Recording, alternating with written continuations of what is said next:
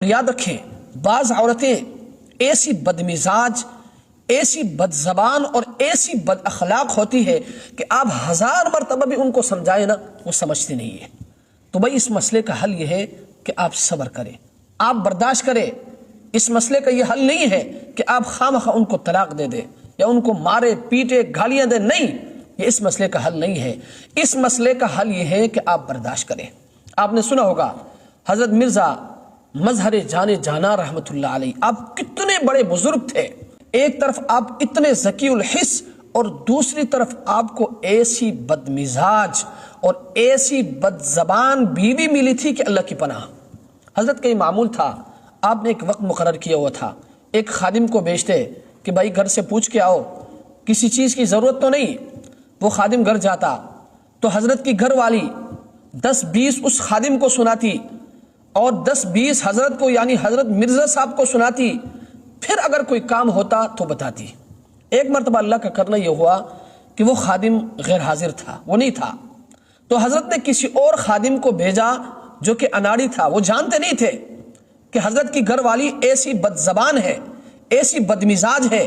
چنانچہ وہ گھر گئے تو اس عورت نے یعنی حضرت کی گھر والی نے پھر اپنا وظیفہ شروع کر دیا، یعنی حضرت کو سنانا شروع کر دیا اور اس خادم کو سنانا شروع کر دیا۔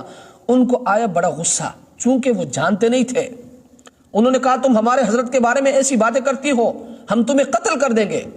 وہ خادم واپس آیا اور حضرت سے پوچھا حضرت آپ نے ایسا بیوی رکھا کیوں ہے؟ تو حضرت نے فرمایا او ہو یہ تو غلطی ہو گئی، آپ کو پتہ نہیں تھا، آپ کو ہمیں بھیجنا نہیں چاہیے تھا۔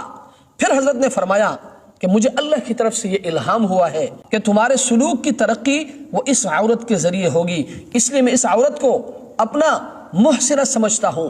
اس لیے میرے بھائیوں، اگر آپ کی گھر والی بھی بد مزاج ہے، بد اخلاق ہے، بد زبان ہے، تو آپ اس کو برداشت کریں، آپ صبر کریں۔ اس کا فائدہ یہ ہوگا کہ اللہ تبارک و تعالیٰ تمہیں ترقی عطا فرمائیں گے۔